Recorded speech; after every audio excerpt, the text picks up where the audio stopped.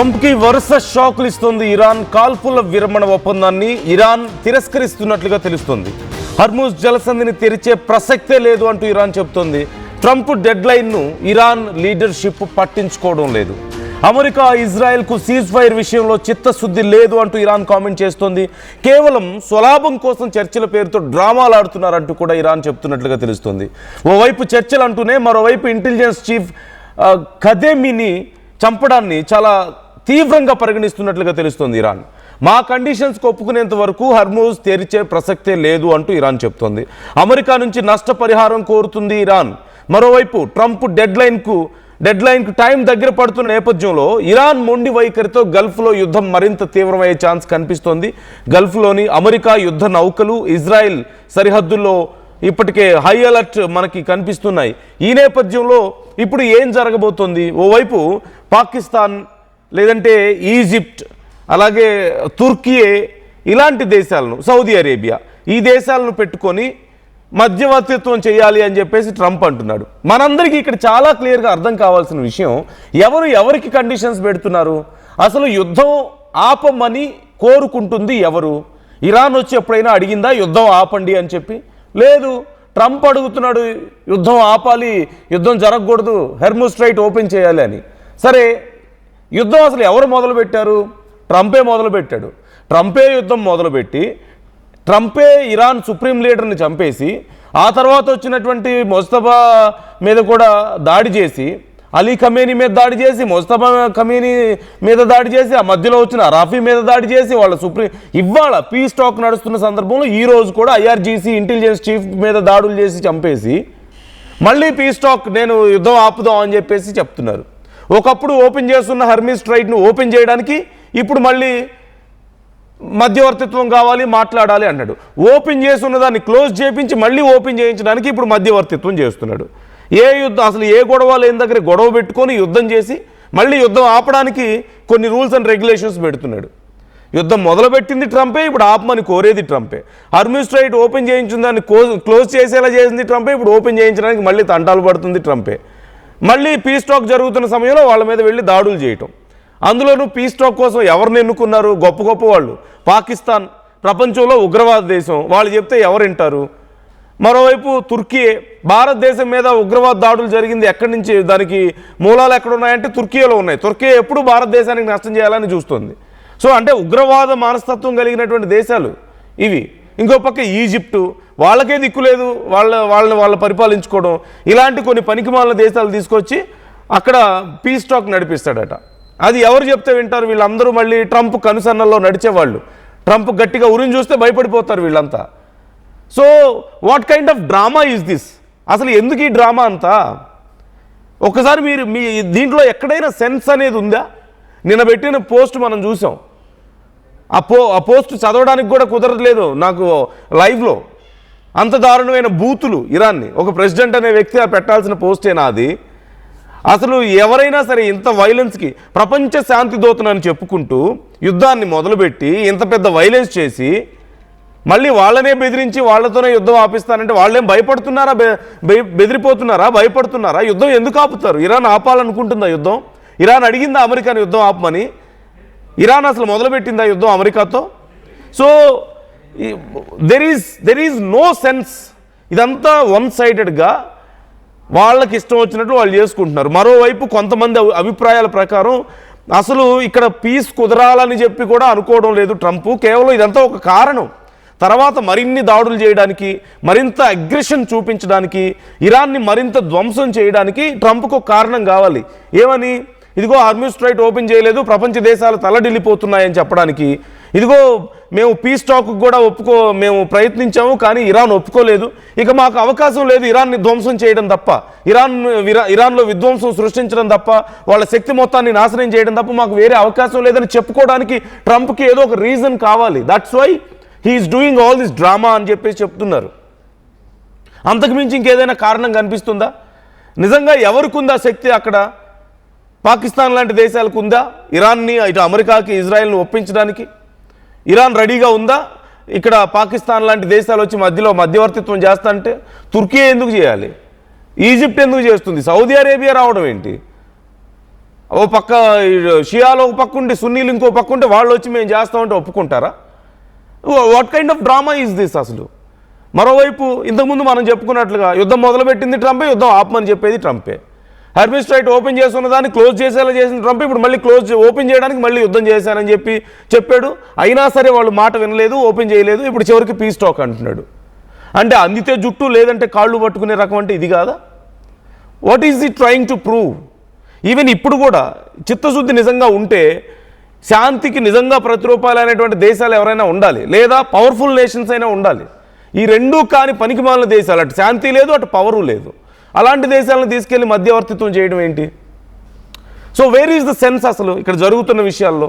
సరే, ఓ పక్క peace talk జరుగుతుంటే వాళ్ళ ఇంటెలిజెన్స్ చీఫ్ని మొత్తం డెస్ట్రాయ్ చేస్తారు, వాళ్ళ ఇంటెలిజెన్స్ ఆఫీసుల మీద దాడులు చేయటం, వాళ్ళ ఇంటెలిజెన్స్ చీఫ్ని చంపుతారా? అప్పుడు ఎందుకు ఒప్పుకుంటారు ఇరాన్? అసలు ఇరాన్ ఇప్పుడు చెప్తోంది అమెరికాకు చిత్తశుద్ధి లేదు అని చెప్తోంది, అండ్ ఇట్స్ ఆల్ డ్రామా అని చెప్పేసి ఇరాన్ చెప్తోంది. వీటితో పాటు ఇరాన్ దేనికైతే ఒప్పుకోనని చెప్పేసి యుద్ధాన్ని మొదలుపెట్టిందో, యుద్ధాన్ని కంటిన్యూ చేస్తుందో, ఇప్పటికి కూడా వెనక్కి తగ్గనని చెప్తుందో, మళ్ళీ అవే విషయాలను తీసుకెళ్ళి ఇదిగో మా రూల్స్ అండ్ రెగ్యులేషన్స్ ఉన్నాయి, మీరు మీ మీద యుద్ధం ఆపాలంటే అని చెప్తున్నాడు. యుద్ధం ఆపమని చెప్పి వాళ్ళు అడగట్లేదు కదా. ఈయనే యుద్ధం చేసి మళ్ళీ ఈయనే కంటిన్యూ చేయలేక నేను యుద్ధాన్ని ఆపాలి అనుకుంటే మళ్ళీ మీరు పీస్ టాక్ రండి, ఇదిగో రూల్స్ అండ్ రెగ్యులేషన్స్. పై చేయి ఉన్నోళ్ళు కదా రూల్స్ అండ్ రెగ్యులేషన్స్ని డిసైడ్ చేసేది. లేదు అంటే ఈక్వల్గా చేసుకోవాలి. He's already in defeat condition. ఎందుకంటే యుద్ధం గెలవలేని పరిస్థితిలో ఉన్నాడంటేనే ఓడిపోయినట్లు ట్రంప్ లాంటి వ్యక్తి, ఒక అగ్రరాజ్యం అమెరికా అధ్యక్షుడు. అలాంటిది తాను వెళ్ళి రూల్స్ అండ్ రెగ్యులేషన్స్ నేను పెడతానని చెప్పేసి చెప్తాడేంటి? అవి కూడా ఏం రూల్స్ అండ్ రెగ్యులేషన్స్ పెడుతున్నాడు? మొత్తం అక్కడ న్యూక్లియర్ ప్రాసెస్ అంతా ఆపేయాలి అని చెప్తున్నాడు. అది ఆపమని చెప్పారు కదా వాళ్ళు ముందే, దానికోసం యుద్ధం చేస్తున్నారు, అవసరమైతే మేము యుద్ధం చేస్తామని చెప్పేసి. లేదంటే ఇజ్రాయెల్తో గొడవలు వద్దు అని చెప్తున్నాడు. అది ఇజ్రాయెల్ అండ్ ఇరాన్ మాట్లాడుకోవాలి, మధ్యలో ట్రంప్ వచ్చి చెప్తే ఎలా కుదురుతుంది? వాటితో పాటు సైనిక చర్యలు తగ్గించాలి అంట. అదే ఆ మాత్రం సైనిక చర్యలు ఉన్నాయి కాబట్టి, సైనిక శక్తి ఉంది కాబట్టి ఇన్ని రోజులు యుద్ధం చేయగలిగారు. అదే తగ్గించుకుంటే ఏమైపోతుంది? ఒకప్పుడు అరబ్ దేశాలు వీళ్ళ మీద దాడులు చేయలేదా? ఒకప్పుడు ఇరాక్ దాడులు చేయలేదా? ఇజ్రాయెల్ దాడులు చేయడం లేదా? ఇంతమందిని ఎదుర్కోవాలంటే ఏం చేయాలి సైనిక శక్తి లేకుండా? I'm not trying to say Iran is a very good country and వాళ్ళు చాలా మంచి వాళ్ళు, గొప్పవాళ్ళు అని చెప్పడం నా ఉద్దేశం కాదు. But where is the sense? ఇక్కడ కామన్ సెన్స్ అనేది ఒకటి ఉంటుంది కదా ఏదైనా ఒక పని చేసేటప్పుడు. ట్రంప్కి అది ఎక్కడ మిస్ అవుతున్నట్లు కనపడుతుంది ఇక్కడ ఈ మొత్తం వ్యవహారంలో. మరోవైపు వాళ్ళు రూల్స్ అండ్ రెగ్యులేషన్స్ పెడుతున్నారు, హర్మస్ స్ట్రైట్ ఓపెన్ చేయాలి అంటారు. ఎందుకు ఓపెన్ చేస్తారు? వాళ్ళు ఇంత స్ట్రాంగ్గా ఉండగలిగిందే హర్మస్ స్ట్రైట్ని క్లోజ్ చేయడం వల్ల. They are able to spread the impact worldwide. ఎందుకు? ఎలా? హర్మస్ స్ట్రైట్ ద్వారా. దాన్ని ఓపెన్ చేయాలని చెప్తే ఎందుకు చేస్తారు? వాళ్ళు నష్టపరిహారం అడుగుతున్నారు, ఇవ్వడానికి రెడీగా ఉన్నారా? వాళ్ళ మీద దాడులు చేయకూడదు, గౌరవం కావాలని అడుగుతున్నారు, ఇవ్వడానికి రెడీగా ఉన్నారు, మళ్ళీ వాటికి ఒప్పుకోమని చెప్తున్నారు. So they don't want peace here. ఈ పీస్ టాక్లో పీస్ లేదు ఇక్కడ. ఈ పీస్ టాక్ అనేది మొత్తం ఒక బూటకం, ఇదంతా అబద్ధం. ఇప్పుడు ఏమంటున్నారు? 45 days పాటు టెంపరీగా ముందు ఆపేసి, యుద్ధం ఆపేసి, మరోవైపు హర్మస్ స్ట్రైట్ని ఓపెన్ చేయాలి అంటున్నారు. బాగానే ఉంది. ఓ పక్క అపోనెంట్ చంప మీద లాగిపెట్టి కొట్టి శాంతి గురించి మాట్లాడుకుందాం అని చెప్పి అంటే కుదురుతుందా? ఈరోజు వాళ్ళ ఆఫీసుల మీద దాడులు చేశారు, వాళ్ళ ఇంటెలిజెన్స్ చీఫ్ని చంపేశారు, వాళ్ళ మీద ఇంకా బంకర్ బస్టర్స్ ప్రయోగిస్తున్నారట. ఇలాంటి కండిషన్లో మళ్ళీ వాళ్ళని రండి పీస్ టాక్ అంటే where is the meaning of this peace talk? అసలు ఎక్కడుంది దీంట్లో peace talk? So a very simple thing ఇక్కడ. It's a very big drama. ప్రపంచానికి ట్రంప్ చెప్పుకోవడానికి ఒక రీజన్ కావాలి. And of course Israel don't want peace here. ఇజ్రాయెల్కి ఇష్టం ఉందా? మొన్న ట్రంప్ ఇలాగే పీస్ టాక్ గురించి మాట్లాడుతున్న సమయంలో ఇజ్రాయెల్ వెళ్ళి దాడులు చేసింది, టెహ్రాన్ మీద తీవ్రమైనటువంటి దాడులు చేసింది. ఈవెన్ స్కూల్ పిల్లలు చనిపోయారు అందులో, కొంతమంది హాస్పిటల్స్ మీద దాడులు చేస్తే పేషెంట్స్ చనిపోయారు అందులో. ఏంటి అని అడిగితే, ట్రంప్ని అడిగితే అవునా నాకు తెలియదని చెప్పి సమాధానం చెప్తున్నాడు. అంటే దే డోంట్ హ్యావ్, వాళ్ళిద్దరూ కలిసి యుద్ధాన్ని మొదలుపెట్టారు ఒక మాట మీద, కానీ వాళ్ళకి కోఆర్డినేషన్ లేదు. ఏ రూల్స్ పెట్టాలో వాళ్ళకి క్లారిటీ లేదు. చాలా క్లియర్గా ఇరాన్ అసలు మేము యుద్ధం ఆపమని చెప్తున్నారు. ముఖ్యంగా వాళ్ళ సుప్రీం లీడర్ని చంపేశారు. అంటే అసలు నిజంగా పీస్ కోసం ప్రయత్నించే వాళ్ళైతే బల ప్రదర్శన ఎందుకు చేశారు? ముందు వాళ్ళ సుప్రీం లీడర్ని అయతుల్లా అలీ ఖమేనీని చంపేశారు. తర్వాత అరాఫీ వస్తే అరాఫీ మీద దాడి చేశారు. ఆ తర్వాత ఖమేనీ కొడుకు వచ్చాడు. ఖమేనీ మళ్ళీ ముస్తఫా ఖమేనీ వస్తే ముస్తఫా ఖమేనీ మీద కూడా దాడి చేసి చంపేసినంత పని చేశారు.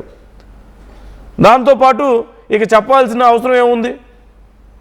వేల దాడులు, ఇప్పటి వరకు వేల దాడులు చేసి ఇంత ధ్వంసం చేసి ఈవెన్ అక్కడ ఇంటర్నల్ ప్రొటెస్టులు అవుతుంటే ప్రొటెస్టులను రెచ్చగొట్టింది ఎవరు?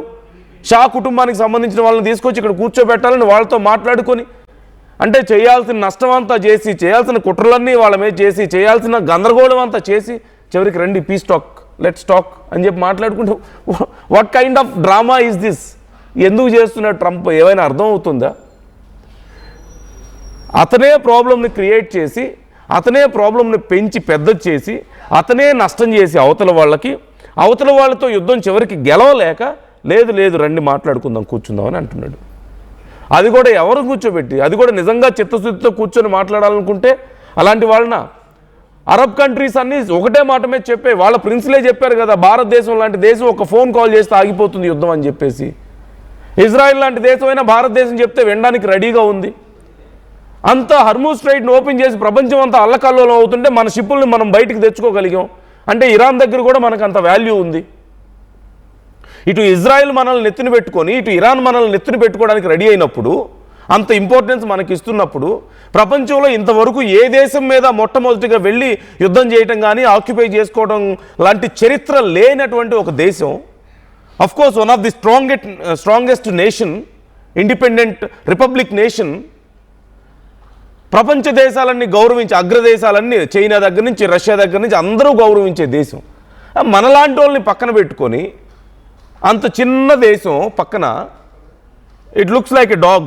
మొన్న ఈ మధ్య మనం చూసాం, కాన్సర్ వీడియో బాగా ఫేమస్ అవుతుంది. బుద్ధి అలాంటిదే, రూపం అలాంటిదే అని చెప్పేసి మాట్లాడుతూ ఉంటారు. సో అది పక్కన పెడదాం, వాటిని తక్కువ చేసినట్లు ఉంటుందేమో డాగ్స్ని. I don't mean that.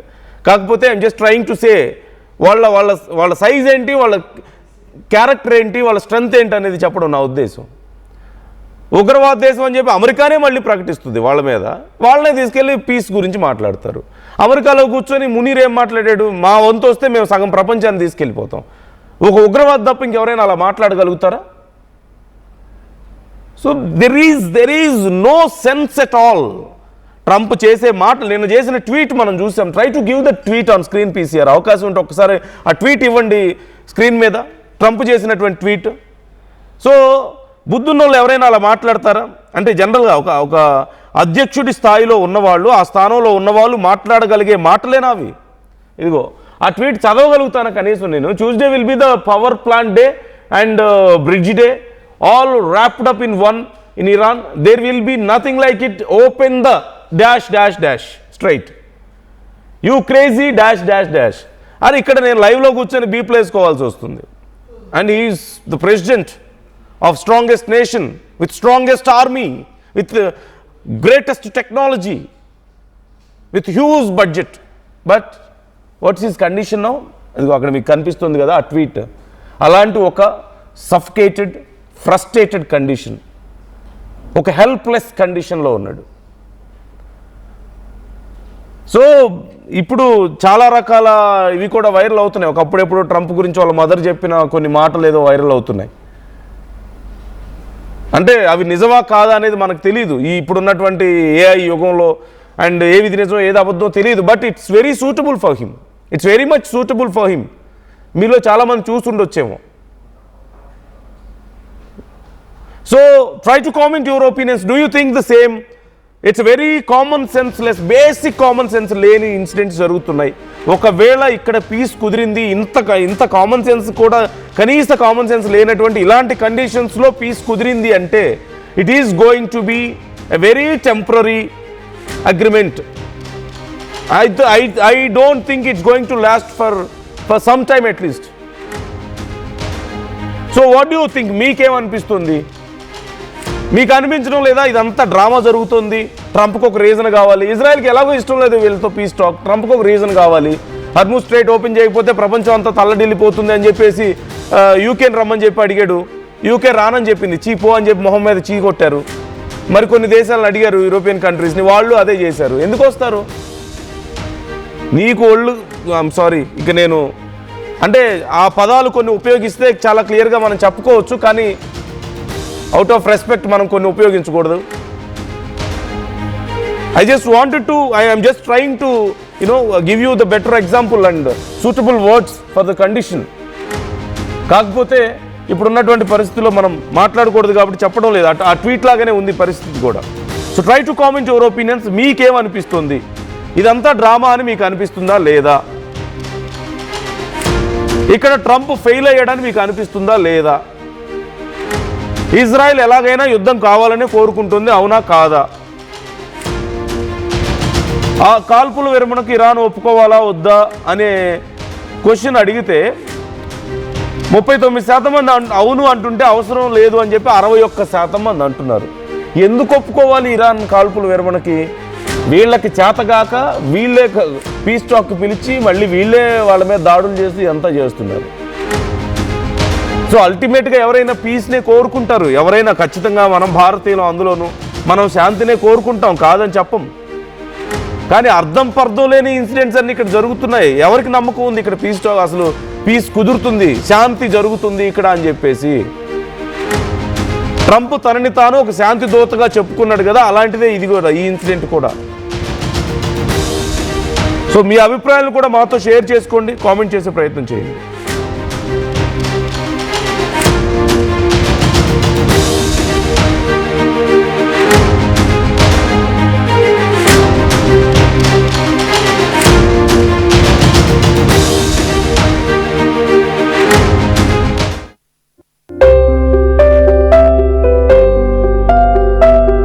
చిన్న చిన్న ఆనందాలు 35 ఏళ్లుగా నా జీవితంలో లేవు. 35 ఏళ్లుగా నేను డైపర్లలో బ్రతికాను. 6 సెంటీమీటర్ల ఫిస్టులా నా మూత్రాశయంలో లీకు కారణమైంది. ఎవరూ నాకు సహాయం చేయలేకపోయారు. AINUలో వైద్యులను కలిసే వరకు.